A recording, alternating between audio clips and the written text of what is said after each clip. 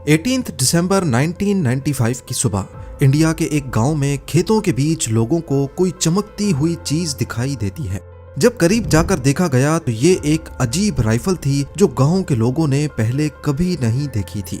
अभी वो लोग इसी कश्मकश में थे कि खेतों के बीच ये राइफल कहां से आई है। उन्हें 35 और राइफल्स दूर बिखरी हुई दिखाई थी।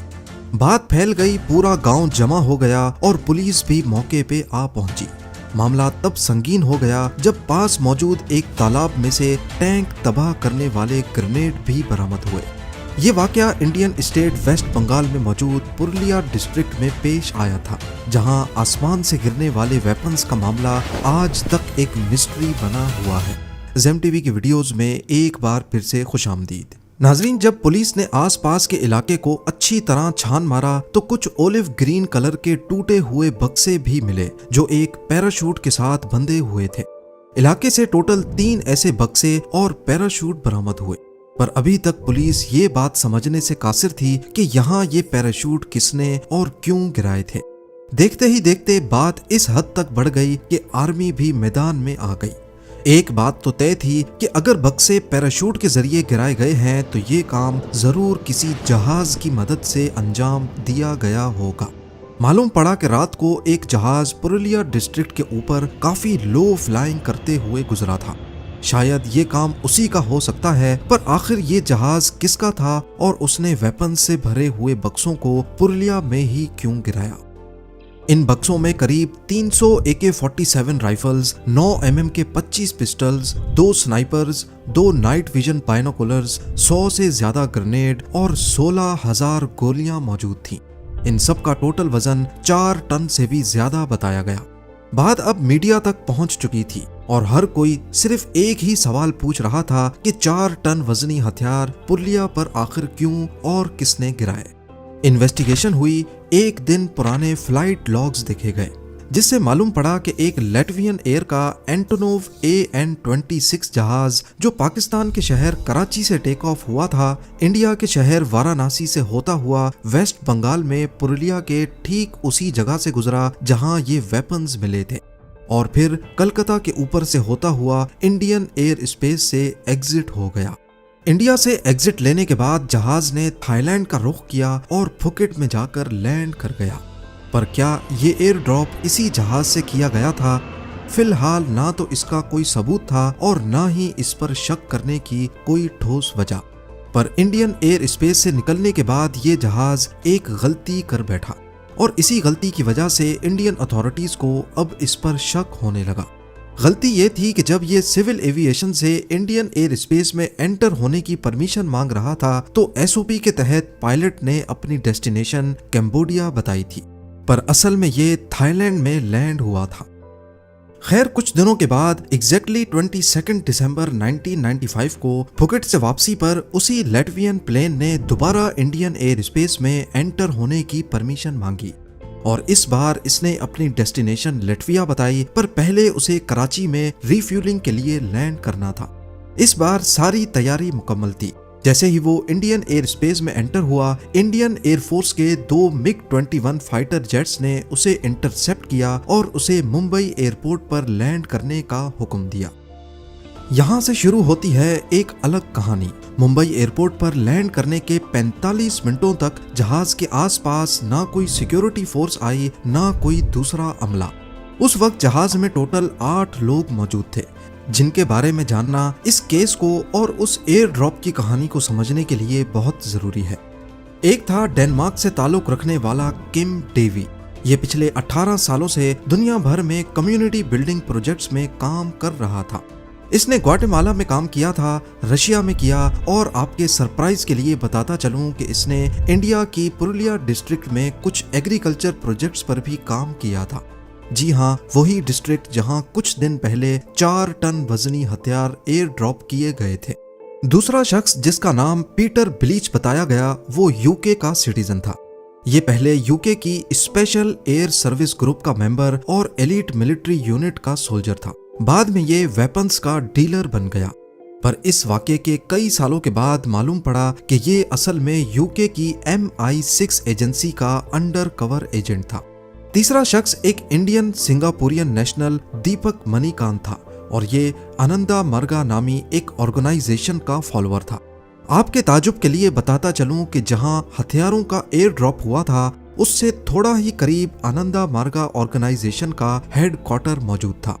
जहाज में बाकी 5 लोग क्रू मेंबर्स थे जिनका ताल्लुक लैटविया से था। जब जहाज मुंबई एयरपोर्ट पर 45 मिनट खड़ा रहा, इसी दौरान दानिश सिटीजन किम डेवी ने कुछ डॉक्यूमेंट्स उठाए और एयरपोर्ट से निकल गया और उसके बाद अगले कई सालों तक डेवी का कोई अता पता ना चल सका। डेवी के जाने के फौरन बाद सिक्योरिटी फोर्सेस ने जहाज को घेर लिया और अंदर मौजूद 7 लोगों को अरेस्ट कर लिया। जहाज की तलाशी ली गई तो अंदर से पुरुलिया में मौजूद आनंदा मार्गा के हेडक्वार्टर्स की तस्वीर भी मिली और वेपन्स से रिलेटेड कुछ जले हुए डॉक्यूमेंट्स भी। केस क्लियर था कि हथियारों से लैस 3 बक्से इन्होंने ही गिराए थे, पर सबसे अहम सवाल था कि आखिर क्यों और इस मिशन की प्लानिंग किसने की। पीटर बिलीच ने दौरान इन्वेस्टिगेशन बताया कि वो वेपन्स का डीलर है और उसको ये ऑर्डर डेवी ने दिया कि बुल्गारिया से वेपन्स का एक कंसाइनमेंट अरेंज करना है, पर उसको ये बताया गया था कि ये हथियार बांग्लादेशी मिलिट्री इस्तेमाल करेगी। पीटर बिलीच का कहना था कि उसको शक हुआ था कि शायद ये हथियार इल्लीगल काम में इस्तेमाल हो सकते हैं और उसने इसके बारे में यूके इंटेलिजेंस एजेंसी को इन्फॉर्म भी किया, पर हायर ऑफिशियल्स ने उसे कहा कि अपना काम जारी रखो। यहाँ पर यह सवाल पैदा होता है कि अगर ये हथियार बांग्लादेशी मिलिट्री को वाकई इस्तेमाल करने थे तो इन्हें एयर ड्रॉप करने की क्या जरूरत थी, और वो भी इंडियन डिस्ट्रिक्ट पुरुलिया के ऊपर। इसकी असल वजह तो अभी तक एक मिस्ट्री है, पर बीबीसी की इन्वेस्टिगेशन में ये बात सामने आई कि ये हथियार आनंदा मार्गा ऑर्गेनाइजेशन के लिए गिराए गए थे। डेवी जो जहाज से भाग गया था, बाद में सीबीआई ने उसको इंडिया मंगाने के लिए इंटरपोल से कांटेक्ट किया और मालूम पड़ा कि वो डेनमार्क में मौजूद है। डेवी ने एक इंटरव्यू में बताया कि असल में वो आनंदा मार्गा के लोगों के साथ काम करता था जिन पर वेस्ट बंगाल की गवर्नमेंट के लोग बहुत जुल्म और ज्यादती करते थे, और इसी वजह से उसने ये हथियार उनके सेल्फ डिफेंस के लिए मंगाए थे। डेवी के इंटरव्यू से कंट्रोवर्सी तब पैदा हुई जब उसने इंकशाफ किया कि इस काम में इंडियन कांग्रेस, प्राइम मिनिस्टर और रॉ के कुछ लोगों ने उसकी मदद की थी। यहाँ तक कि डेवी के मुताबिक मुंबई एयरपोर्ट से भागने और मुल्क से एग्जिट करने में भी उसकी मदद एमपी पप्पू यादव और इंडियन प्राइम मिनिस्टर नारासिम्हा राव ने की थी। सीबीआई ने डेवी के लगाए गए सारे इल्जामात को मुस्तरद किया और कहा कि डेवी ये सारी कहानी वापस इंडिया भेजे जाने के डर से बना रहा है। 1995 में जब ये वाकया हुआ था, उस वक्त वेस्ट बंगाल में कम्युनिस्ट पार्टी ऑफ इंडिया यानी सीपीआई की गवर्नमेंट थी। वहां पर आनंदा मार्गा ऑर्गेनाइजेशन के फॉलोअर्स बढ़ते जा रहे थे, जो कि सीपीआई के लिए एक खतरा था। डेवी ने एक इंटरव्यू में इल्जाम लगाया कि सीपीआई के लोग छुप छुप कर आनंदा मार्गा के लोगों पर हमले करते थे और मॉब वायलेंस का नाम देकर वहां की गवर्नमेंट मामले को रफा दफा कर देती थी। साथ ही सेंटर की गवर्नमेंट भी इस मामले में कुछ नहीं कर पाती थी क्योंकि हमला आवरों की कभी शनाख्त नहीं हो पाई।